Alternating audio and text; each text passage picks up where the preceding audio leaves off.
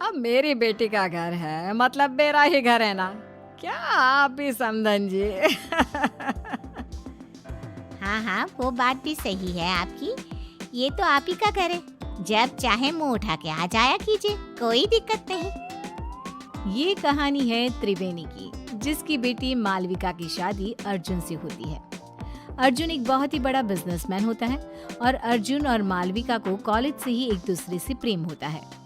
अपनी बेटी महलों में ब्याही गई है, इस बात का पूरा फायदा उठाती है त्रिवेणी, क्योंकि त्रिवेणी को पहले से ही चोरी करने की आदत होती है और अब वो अपनी बेटी मालविका के ससुराल में बार बार जाकर चोरियां करना शुरू कर देती है। तो चलिए देखते हैं कि कैसी है इस बिगड़ी हुई माँ की कहानी। मम्मी, सासू माँ, ये लीजिए नाश्ता। माँ, ये बिस्किट्स आप मत खाइए, ये शुगर फ्री बिस्किट्स सासू माँ के लिए हैं। इन्होंने खास विदेश से मंगवाए हैं। अरे रहने दो मालविका बहू, पूनम रायचंद का दिल बहुत बड़ा है। मैं गरीबों को इतना दान करती हूँ, तो क्या अपनी समधन को एक बिस्किट नहीं दे सकती? जस्ट किडिंग समधन जी। और हाँ मालविका बहू, आइंदा से तुम ये नौकरों वाले काम बिल्कुल मत करना। इन सब के हाथों में क्या मेहंदी रची है? मालकिन, वो पिछली बार सोने और चांदी के बर्तन हमसे टूट गए थे, इसलिए हमें बड़े साहब ने रसोई का काम करने से मना किया है। अरे चिल चिल, हम रायचंद्स हैं और इस महल में ऐसे हजारों सोने और चांदी की चीजें हैं। टूटती है तो टूटने दो, हमारे पास किसी भी चीज की कोई कमी नहीं है। ये सब सुनकर त्रिवेणी के मन में लालच का प्रकोप जाग उठता है और वो मन ही मन पूरे महल को निहारते हुए कहती है, हाय, अब जब ये पूनम रायचंद अपनी जुबान कह रही है, फिर तो इस घर पे भी हाथ साफ करना ही पड़ेगा। अपनी बेटी का ससुराल है तो क्या हो, इसमें कोई लाज शर्म नहीं। उल्टा मैं तो भाग्यवान हूँ कि मेरी बेटी एक महल की बहू बनी है। त्रिवेणी अब रायचंद मैंशन में रोजाना आना शुरू करती है और वो चुपके से पूनम की कमरे में घुसकर उसकी अलमारी से उसकी साड़ियाँ और गहने चुराती है और अपने बैग में लेकर पीछे के गेट से रफू चक्कर हो जाती है। पूनम जब हॉल में आती है तभी, अरे मालविका बहू, समधन जी कहाँ चली गई? अभी तो यहीं थी। सासू माँ, वो मम्मी को ना आज मंदिर जाना था, आज कोई बड़ी पूजा है वहाँ, इसलिए वो चली गई। पूनम जब अपनी साड़ियाँ और गहने गायब दिखती है तो, ओफो, लगता है फिर से मैं अपनी साड़ियाँ और गहने कहीं रख कर भूल गई। लगता है लॉन्ड्री में गई है साड़ियाँ और गहनों को पॉलिशिंग के लिए दिया होगा।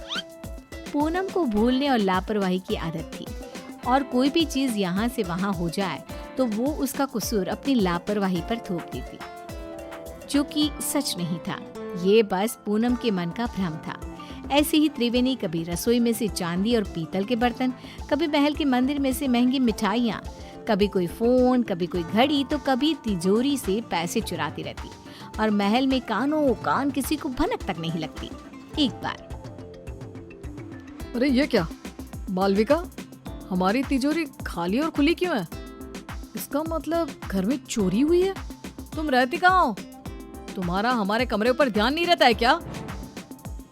ये क्या बेतु की बात कर रहे हो आप अर्जुन?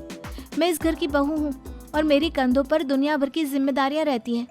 अब क्या मैं कुर्सी लगाकर कमरे में बैठकर चौकीदारी करती रहूं? वही रह गया है क्या? पूरे महल के हाउस कीपिंग स्टाफ और सिक्योरिटी को एकत्रित किया जाता है और सबकी तलाशी ली जाती है। पूनम को अब समझ में आ जाता है कि पिछले कुछ दिनों से सिर्फ उसकी ही नहीं बल्कि महल की काफी चीजें भी गायब हो रही थी। पूनम का पति इंद्रेश कहता है, अरे पूनम, तुम खामखा अपने आप पर भुलक्कड़ होने का, लापरवाही होने का शक कर रही थी, जबकि चोरियां सिर्फ हमारी ही नहीं, पूरे महल की चीजों की चोरी हो रही थी और मालविका बहू और अर्जुन की भी कई सारी चीजें गायब हुई हैं। महल में सिक्योरिटी इंचार्ज बोलता है, बड़े साहब, हमने ये बात आपको बताने की कोशिश की, लेकिन पिछले कुछ दिनों से आप शहर के बाहर थे और मालकिन जी भी दिन भर बाहर रहती थी, तो बता ही नहीं पाए। महल में छोटी सी छोटी चीजें भी चोरी हो रही है। ये बात तो अब बहुत गंभीर हो गई है और तगड़ी सिक्योरिटी तैनात कर लो, लेकिन अब इस घर में कोई चोरी नहीं होनी चाहिए। तभी वहां पे त्रिवेणी आ जाती है। क्या हुआ दामाद जी? और आप सब इतने चिंतित और परेशान से क्यों नजर आ रहे हो? कोई समस्या आन पड़ी है क्या? हाय हाय। अर्जुन त्रिवेणी को आए दिन होने वाली चोरियों के बारे में बताता है और त्रिवेणी थोड़ी सी घबरा भी जाती है। अरे बाप रे बाप, इतनी बड़ी बात! आम सी बात है, हमारे गली मोहल्लों में ना इतनी सारी चोरियां होती है, तो फिर ये तो एक राजमहल ठहरा। चिंता मत कीजिए आप सब, कड़ी सिक्योरिटी कर दीजिए। मतलब क्या?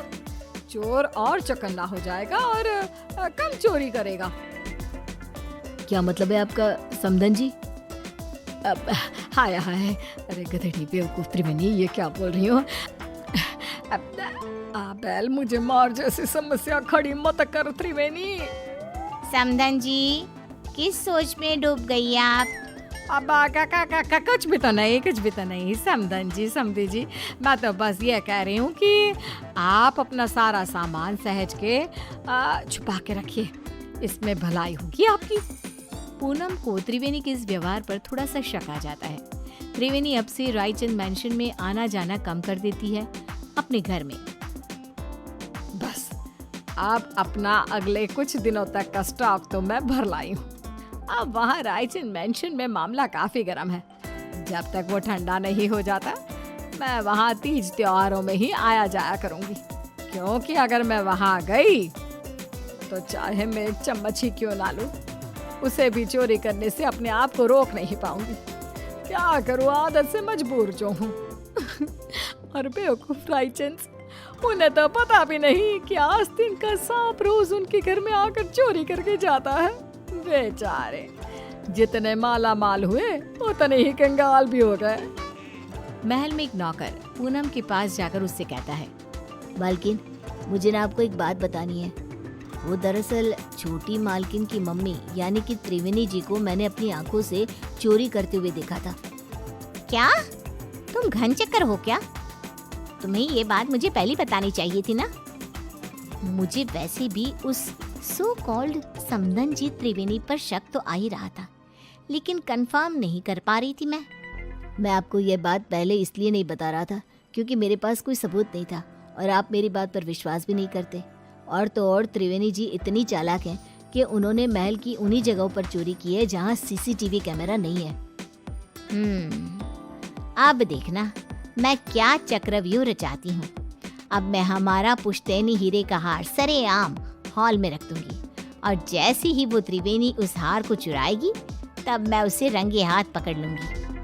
पूनम की इन सब बातों को मालविका कमरे के बाहर ही सुन लेती है और वो अत्यंत हैरान और स्तब्ध हो जाती है। मालविका फौरन अपनी माँ त्रिवेणी को फोन लगाती है। मम्मी, आपसे ये उम्मीद नहीं थी। आपने अपनी ही बेटी के ससुराल में इतनी सारी चोरियां की। Very bad mummy. सासू माँ को आपकी इन काली करतूतों के बारे में सब पता चल चुका है। मालविका बेटा, ये तो क्या करी है? मैंने कोई चोरी चकारी नहीं की यार। मुझे आपसे कोई बात नहीं करनी, बाय।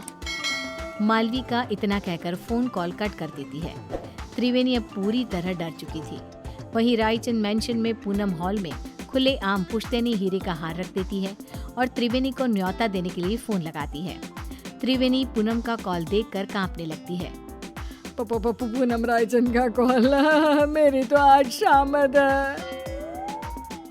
अरे आज सूर्योदय किसी और दिशा से हुआ है क्या? त्रिवेणी मेरा फोन नहीं उठा रही। खैर, वो वैसी भी आज आने ही वाली थी 2 बजे तक। अपने आप आएगी और सारी चोरी सीसीटीवी में रिकॉर्ड हो जाएगी। पूनम अपने कमरे में आराम करने चली जाती है और सभी नौकर भी भोजन करने जाते हैं। तभी वहाँ पर बालकनी से एक चोर आता है और वो पुश्तैनी हीरे का हार चुरा कर ले जाता है। और बाद में जब पूनम ये सीसीटीवी में देखती है तब ये क्या? ये तो एक आदमी चोर है। अरे नहीं, ये क्या कर दिया मैंने?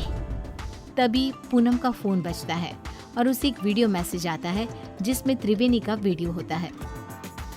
क्यों समधन जी, आपको क्या लगा आप मुझे पकड़ लोगी? लेकिन मैं तो चली 7 समंदर पार। अब आप मुझे कभी पकड़ नहीं पाओगी। मेरी मालविका का ख्याल रखना और अपने सामान का भी। त्रिवेणी, तुम्हारी इतनी हिम्मत! पूनम गुस्से में फ़ोन पटक देती है और वहाँ त्रिवेणी एरोप्लेन में उड़कर सारा चुराया हुआ सामान लेकर रफू चक्कर हो जाती है।